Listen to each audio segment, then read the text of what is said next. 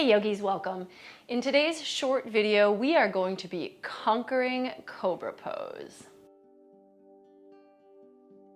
So welcome, my name is Lorelei, this is Namasturm Yoga. Today we're going to talk cobra pose, and we will probably also talk a little bit about its cousin, upward facing dog, because it comes up a lot of times in a class. It's part of a sun salutation, and often when I'm teaching live, I see people struggling with it. It's a simple pose, but there are some basic things you kind of need to understand about it to get it correctly as you're flowing.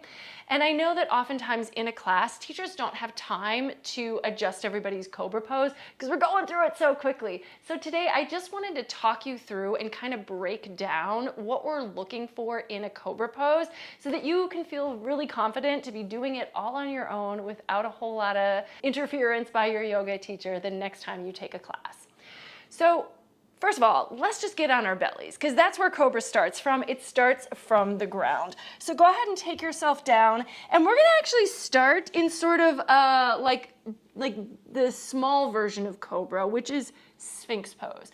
This is a much more restorative pose where we've got our elbows on the floor under our shoulders and our forearms are kind of propping us up.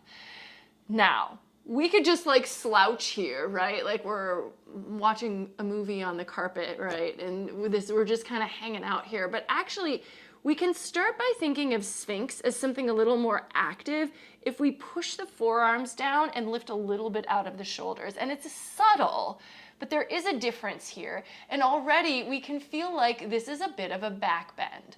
Now, when I say back bend, yes, our back is bending, but one of the things about back bends is it's a front stretch. So we're rounding, we're opening our chest and our heart area, and it's small here.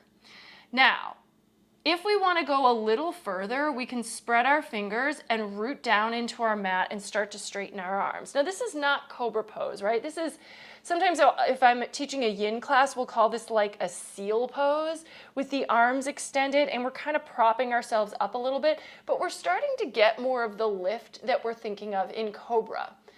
The thing to notice is that my legs are still completely on the ground. My belly is pretty close to on the ground. My hips are completely down. I am not lifting my hips in any way, and we want to keep that as we move into cobra.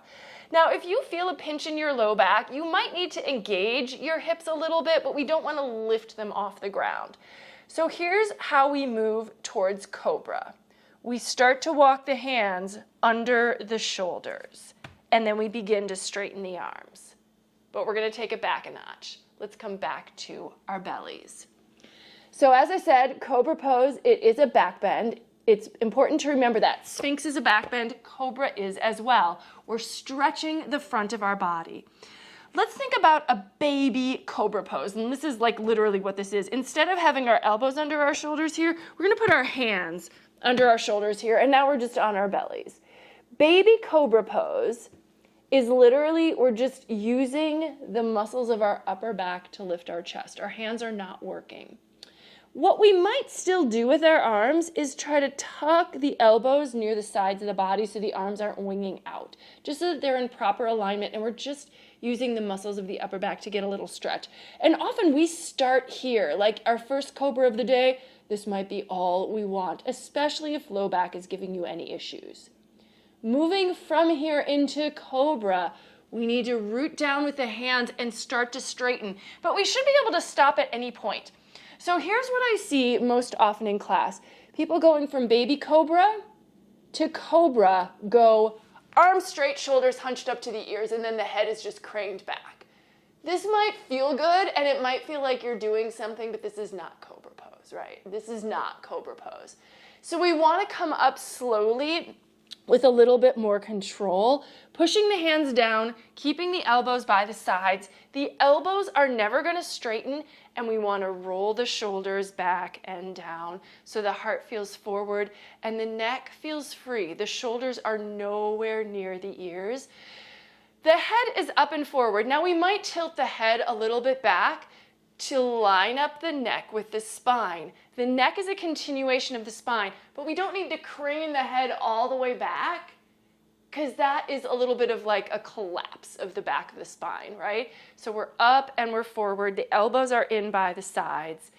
Our heart is rounding forward, and we feel like our chest is puffed. And we also might feel like we're doing a little work with our arms. With the elbows bent, we're actually activating the muscles a little more. Lower body, legs are on the floor. So the other thing that I oftentimes see with people is they'll start coming into cobra and they'll start to lift their hips up off the ground. If you get to the point where you have to lift your hips up off the ground, I would rather you be in a lower version of the cobra with the elbows more bent, but the hips and legs are still on the ground. You will still feel this, but if the hips start to lift, all of a sudden we're kind of in a weird half plank rather than an actual back bend. So keep the hips down and then the shoulders roll, back bending it. All right, if your arms are tired, give them a little shake out. Upward facing dog. Upward facing dog from a distance looks just like cobra. It's really the same shape. The difference is now here in upward facing dog, the legs are going to be off the ground. So if we were going to come into up dog from cobra, elbows by the sides, roll up, shoulders down and away from the ears, heart forward, we would press the tops of the feet into the floor. Make sure the legs aren't too wide. Sometimes the legs tend to splay in cobra and up dog. And now I tend to shift a little bit forward and then straighten up my arms. But the hips are still very close to the floor. So first of all, one thing in up dog, knees are not down. We do not have the knees on the ground. The knees are off the ground, the shins are clear of the ground. Only thing that's on the floor are the hands and the tops of the feet. The other thing I sometimes tend to see is here the same thing where the hips start to lift up and we lose our back bend, right? If you are finding yourself doing that, and you kind of got to be honest, you might need to look in a mirror, just drop the thighs back to the ground and stay with good old cobra, right? Cobra, legs are completely on the ground, upper legs and lower legs, both. Up dog, only tops of the feet are on the floor. But the shape looks almost the same.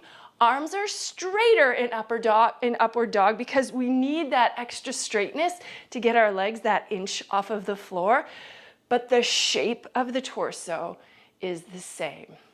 I hope that is helpful to you. If it has still left you with questions about cobra, please leave those for me in the comments section below because I will make another video and let you know and answer the questions for you because I think this is a really important one.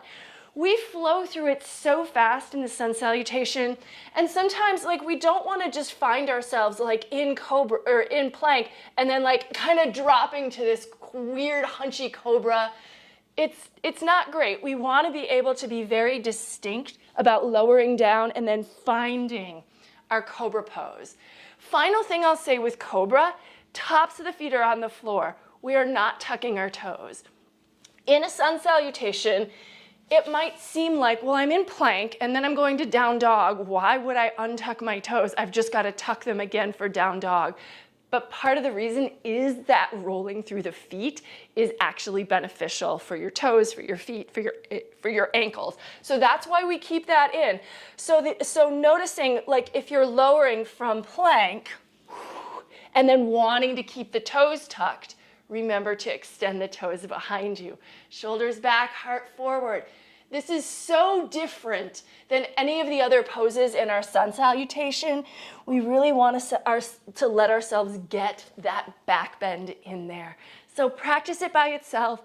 Practice it in combination with a sun salutation so you can understand the changes that may need to start happening as you flow one breath at a time in and out of that pose.